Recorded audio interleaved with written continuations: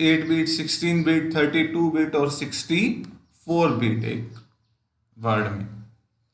Memory size पहले 1 KB था, फिर 1 MB, फिर 16 MB, 4 GB और अब 64 GB।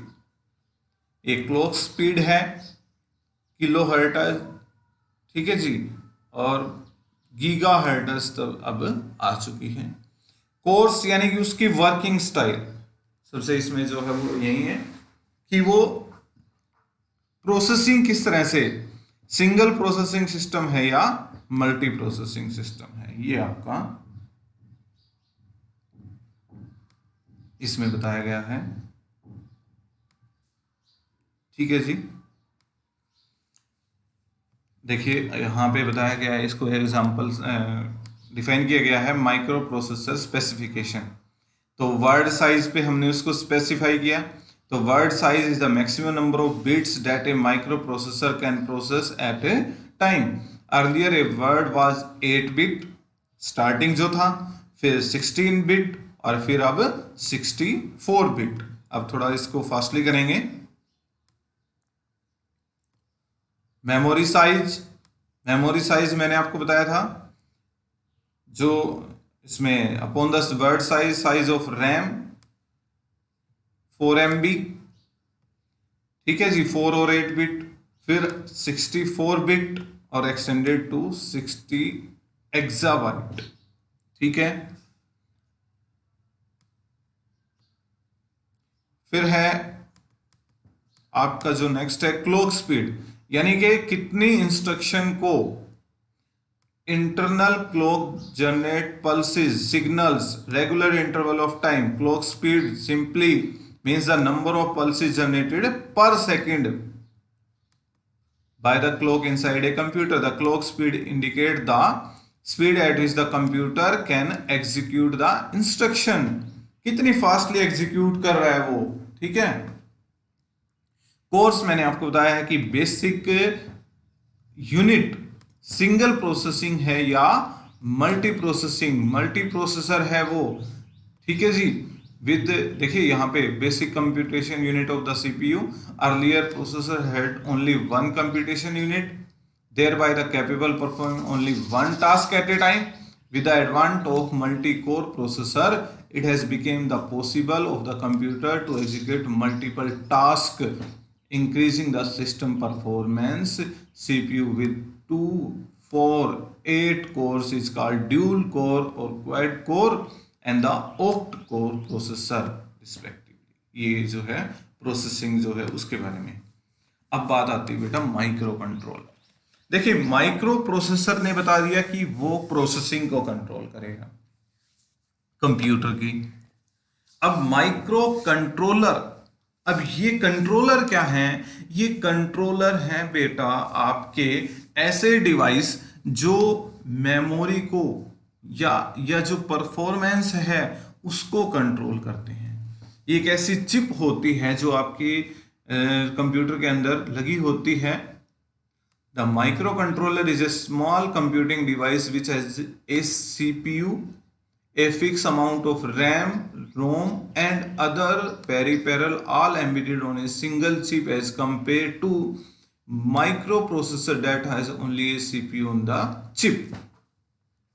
एक तरह का CPU ही लगा लीजिए आप उस चिप के ऊपर, वो आपका माइक्रो कंट्रोलर है। ये देखिए यहाँ पे इसका जो है फिगर आपको दिखाया गया है, structure of micro controller.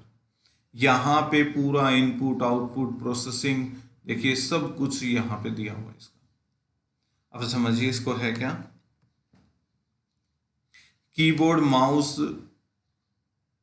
washing machine, digital camera provide the remote controller, microwave for a few example of microcontrollers. As these are designed for the specific task only and their size always as cost is reduced. Because of their very small size of the microcontroller, it is embedded in another device or a system to perform specific functional. For example, microcontroller fully automatic washing machine used to control the washing cycle without any human intervention. The cycle starts from the filling of water after which the clothes are soak and washed, therefore the water is drained and the clothes are spin dry. The simple use of the microcontroller has permitted repetitive execution of the tedious task automatically without any human intervention, thereby precious time. यानी कि micro controller एक CPU है, एक system के अंदर एक ऐसी chip है जिसके अंदर पूरा कंप्यूटर का आपका साइकिल जो है वो डिफाइन होता है। और माइक्रो कंट्रोलर का आपको एग्जांपल दे दिया गया वॉशिंग मशीन का। वहां पे क्या करते हैं, हम कपड़े धोते हैं तो उसमें आपको एक बार जो फुली ऑटोमेटिक मशीन है जहां पे आपने पानी भी कनेक्ट कर रखा है, दूसरे एक डब्बे के अंदर आपने सर्फ रख रखा है, आपको सिर्फ कपड़े डालने हैं, उसके बाद आपको कपड़े जो है वो धुले हुए और सूखे हुए प्राप्त हो जाएंगे अपने आप। अब बात आती है डाटा एंड इंफॉर्मेशन। देखिए डाटा क्या है, अब बेटा इंफॉर्मेशन क्या है। तो मैं यहां पे एक वर्ड लिखता हूं,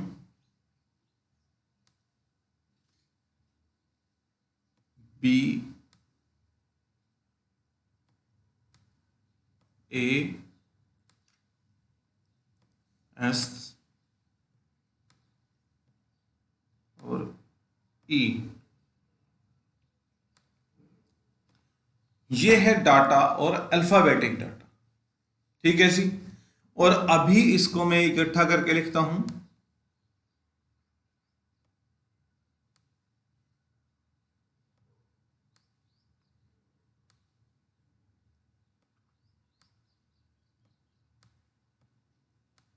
हाँ जी।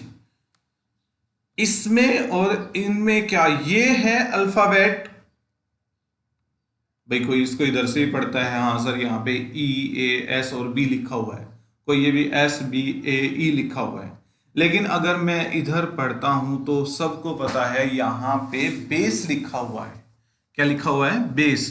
तो इस डाटा को इस तरह से जब अरेंज कर दिया जाता है तो वो आपकी बन जाती है इंफॉर्मेशन। और ये आपका है डाटा। ये आपका अल्फाबेट भी हो सकता है, न्यूमेरिक भी हो सकता है, इमेजेस भी हो सकती हैं, ऑडियो भी हो सकता है, वीडियो भी हो सकता है, डॉक्यूमेंट भी हो सकते हैं, कुछ भी हो सकता है डाटा। उसमें ज़्यादा अब टाइम मैं नहीं लगाऊंगा, आप खुद समझदार हैं इसमें। डाटा एंड टाइप मैंने बता दिया आपको। अब डाटा जो है वो दो तरीके से होता है। प्राइमरली जो है वो थ्री टाइप ऑफ डाटा जो हमने डिवाइड कर दिया। देखिए स्ट्रक्चर्ड डाटा। अब स्ट्रक्चर्ड डाटा क्या है, इस फिगर की हेल्प से समझेंगे। Roll number, name, month, attendance in percentage, ये क्या है, ये आपका स्ट्रक्चर डाटा है। यहां पे डाटा जो है आपको पता है, रोल नंबर इधर, नेम यहां, मंथ और अटेंडेंस, ये किस में जाएगा, स्ट्रक्चर डाटा के अंदर। अब दूसरा एग्जांपल देखते हैं, अनस्ट्रक्चर डाटा। देखिए यहां कोई इस पर एक ऐसा स्ट्रक्चर नहीं है कि आप कंप्लीटली ये डिफाइन कर सकें कि ये चीज फिक्स यहां पे है या ये इस कॉलम में या इस रो के अंदर चल रहा है। ये अपना एक अपने मतलब ये डिजाइनिंग है, या आपने डिजाइन कर लिया, कोई इसको दूसरी तरह से डिजाइन कर सकता है। लेकिन टेबल जो है जिसमें डाटा जाएगा वो आप दूसरे को दे दीजिए, वहां रोल नंबर वहीं रखना पड़ेगा, नेम और सारी चीजें उसी में चलेगा। तो ये अनस्ट्रक्चर डाटा। एक होता है सेमी स्ट्रक्चर डाटा। देखिए यहां पे कोई टेबल नहीं है, यहां पे कोई अनस्ट्रक्चर की तरह कोई ऐसा फॉर्मेट नहीं है। यहां पे आपको डाटा जो अरेंज किया गया है वो डाटा अरेंज किया गया है बस किसके साथ, आपको एक टैग दे दिया है या marking to separate data element, ये टैग आपने लगा दिया नेम, और बस इसके साथ नेम लिख दिया, मंथ इधर, क्लास और अटेंडेंस। इस तरह से आप डाटा जो डाल रहे हैं वो ना तो स्ट्रक्चर है और ना अनस्ट्रक्चर। ये किसमें चला जाएगा आपका, semi structure. No well defined structure but maintain the internal tag और marking to separate data element are called semi structure data. देखिए well, no well defined but maintain internal tags और marking to separate data element. ठीक है जी।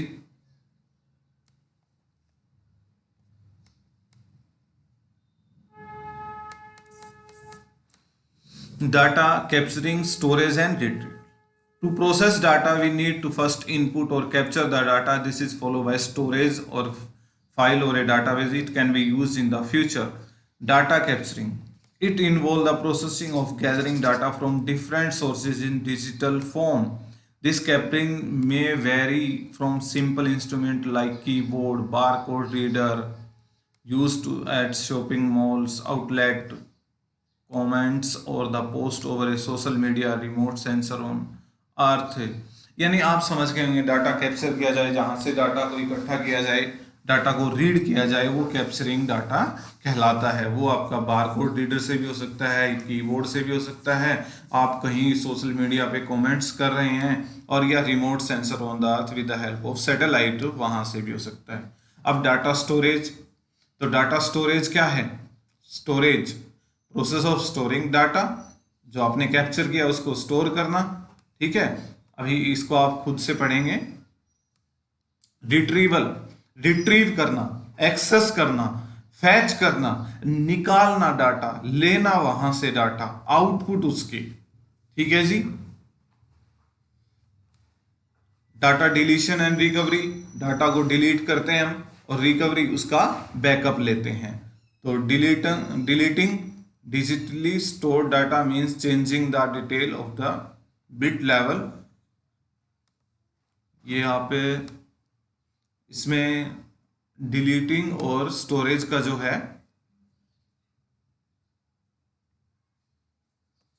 देखिए, one of the biggest threat associated with digital data is, क्या है वो? deletion. The storage device can malfunction or crash down, resulting in the deletion of data stored. User can accidentally erase data from storage device।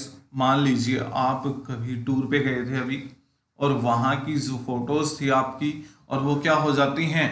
Delete हो जाती हैं आपसे, गलती से क्या होती हैं? डिलीट हो जाती हैं, और रिसाइकल बिन से भी डिलीट हो जाती हैं। तो अब क्या करेंगे? आपका डाटा लॉस्ट हो गया, तो अभी क्या करना पड़ेगा? कोई रिकवरिंग सॉफ्टवेयर यूज करना पड़ेगा और डाटा को रिकवर करना पड़ेगा बेटा।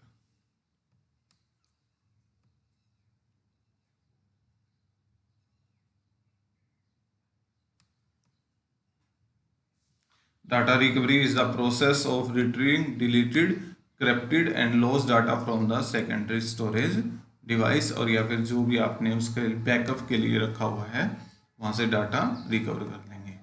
Software, a set of programs. Software क्या होते हैं?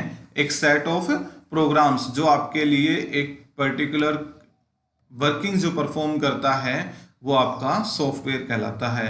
Set of instruction are refer to as software. देखिए, इसमें हमें सॉफ्टवेयर की जो है वो जरूरत क्यों पड़ी बेटा? The sole purpose of a software is to make the computer hardware useful and operationable. देखिए, अगर हम विंडो नहीं डालते हैं, सीपीयू के अंदर विंडो नहीं डालते हैं, तो वो सीपीयू हमारा किसी काम का नहीं है। जब तक उसके अंदर कोई ऑपरेटिंग सिस्टम नहीं होगा, तो वो सीपीयू हमारे लिए किसी काम का नहीं है। और जैसे ही ऑपरेटिंग सिस्टम उसमें डल जाता है, तो उससे बेस्ट मशीन कोई भी नहीं है। तो हमारे सॉफ्टवेयर जो है वो पर्टिकुलर टास्क परफॉर्म करते हैं, और इनको डिपेंड और इनको डिवाइड किया गया है 3 तरीके से: सिस्टम सॉफ्टवेयर, एप्लीकेशन सॉफ्टवेयर, और आपका यूटिलिटी या programming tool software. System software बेटा, the software that provide the basic functionality to operate a computer by interacting directly with its constituent hardware। जो आपका ऑपरेटिंग सिस्टम, अभी जो आपकी विंडो जो चल रही है कंप्यूटर में, जो जिससे आप रन कर रहे हैं, जिससे अभी आप जिस डिवाइस पे बैठ के ये वीडियो देख रहे हैं, वो आपका सिस्टम सॉफ्टवेयर की मदद से चल रहा है। ठीक है जी। ऑपरेटिंग सिस्टम, जैसे मैंने अभी बताया था, जो आपके डिवाइस को रन कर रहा है, जो ऑपरेट कर रहा है, तो वो आपका ऑपरेटिंग सिस्टम कहलाता है। आपके मोबाइल में एंड्रॉयड है, हमारे पीसी पे विंडो है। ठीक है। सिस्टम यूटिलिटीज, और मैंने आपको बताया था यूटिलिटी सॉफ्टवेयर या system utility software use for maintenance and configuration of the computer system is called system utility. Some system utility are shipped with the operating system. For example disk fragmentation tool, formatting utility system, restore utility. देखिए fragmentation और defragmentation क्या है, यानी कि defragment कर देना. आपने fragment किया था, डाटा राइट किया, उसने दोबारा से उसको क्या किया, रिप्लेस करके आपको दोबारा से स्पेस दे दिया, फॉर्मेटिंग कर दी, रिस्टोर कर दिया. तो इस सिस्टम की जो हेल्प करते हैं, सिस्टम के जो फ्रेंड होते हैं, वो आपके सिस्टम यूटिलिटीज में जाएंगे. डिवाइस ड्राइवर, आप प्रिंटर लेके आए और प्रिंटर आपने अटैच कर दिया, लेकिन वो फंक्शनिंग नहीं कर रहा है. क्यों? क्योंकि उसके डिवाइस ड्राइवर उसमें सपोर्ट नहीं करते हैं. तो उसके साथ क्या होता है, ड्राइवर्स की सीडी आती है, वो ड्राइवर्स क्या करते हैं, उसकी प्रॉपर फंक्शनिंग के लिए हेल्प करते हैं, वो आपके डिवाइस ड्राइवर में आएंगे.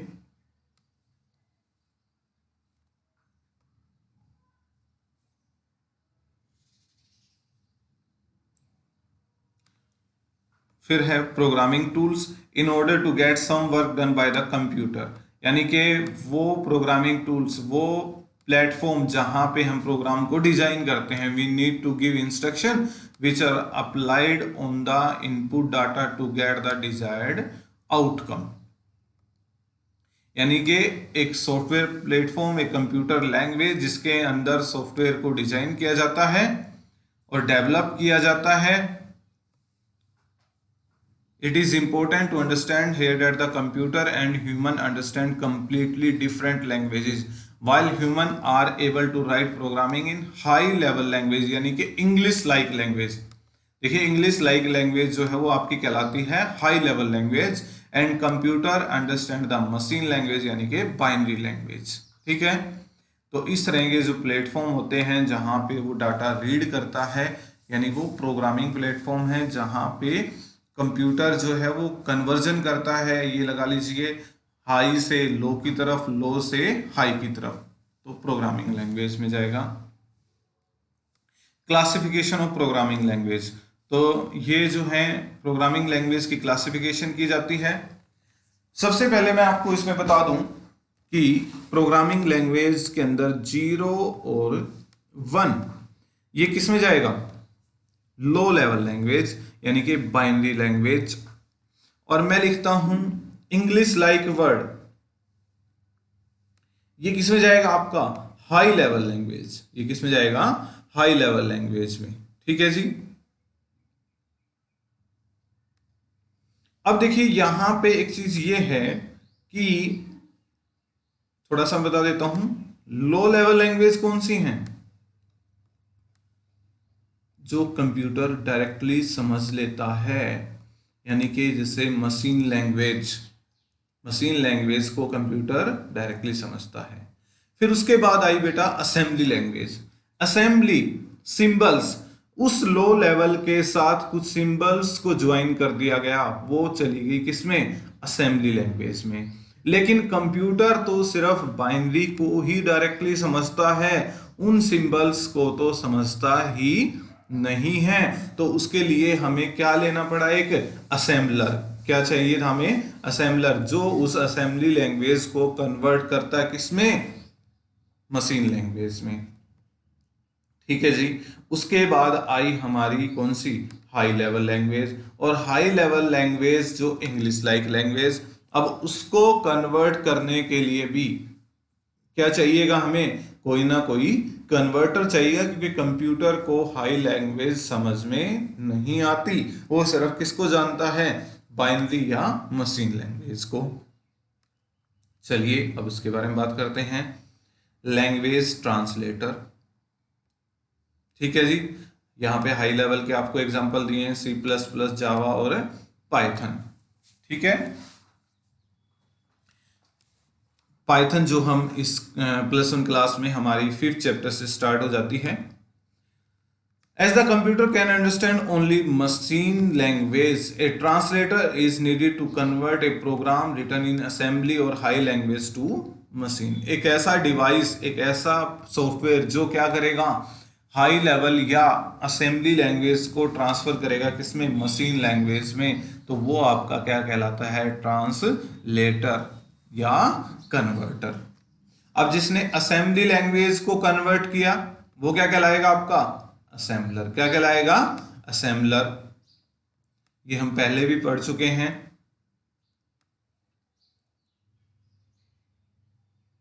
देखिए ये जो है बिल्कुल सिंपल सा, यहाँ पे जो मैं आपको बता रहा हूँ वही चीजें बताई हुई हैं। 3 type of computer language, different translator are needed to convert the source code to machine code. There are 3 type of translator used in assembler, compiler and interpreter. Translator are used to convert the code written in assembly language to machine is called assembler. तो कभी ये मैं सोची कि sir ने ये पढ़ाया नहीं ना, सीधा इसको आगे चल रहे हैं। तो जो मैं आपको वर्बली बता रहा हूँ वो सारी चीजें इसी में यहीं लिखी हुई हैं बेटा। अभी जो मैंने आपको बताया है कि कन्वर्ट करने के लिए हमारे पास एक कंपाइलर होता है। कंपाइलर क्या करता है, कन्वर्ट करता है source code into machine code, ठीक है। और एक इंटरप्रेटर होता है जो लाइन बाय लाइन जो है वो कन्वर्ट करता है। कंपाइलर और इंटरप्रेटर के बारे में काफी बार पूछा जाता है। तो कंपाइलर क्या करता है, एक सोर्स प्रोग्राम को कन्वर्ट कर देता है, पूरे के पूरे प्रोग्राम को। और इंटरप्रेटर क्या करता है, आपका line by line working perform करता है, उसको कन्वर्ट करता है हाई लेवल से लो लेवल के अंदर, ठीक है। आज हम यहां तक करेंगे, कल इसका लास्ट लेक्चर रहेगा इस चैप्टर का, और इस चैप्टर का हम एंड करेंगे बेटा। आज हमने पढ़ा है क्या, एक तो हमने पढ़ा है बसेस के बारे में, एक पढ़ा है हमने पढ़ा था यहां से बसेस के बारे में कि बसेस कितनी तरह की होती हैं, ठीक है। और एक हमने पढ़ा था माइक्रो प्रोसेसर के बारे में, माइक्रो प्रोसेसर का क्या काम होता है, कैसे कैसे वो डेवलप हुए। एक हमने पढ़ा था micro processor specification.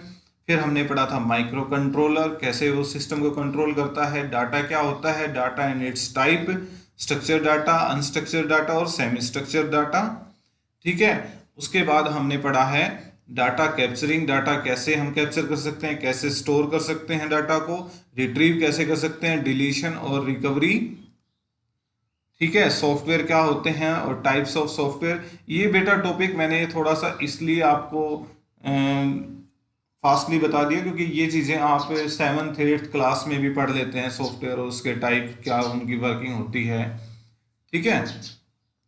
Programming tools क्या है, programming language low level high level, ठीक है। लैंग्वेज ट्रांसलेटर जो हाई से लो में कन्वर्ट करते हैं, ठीक है।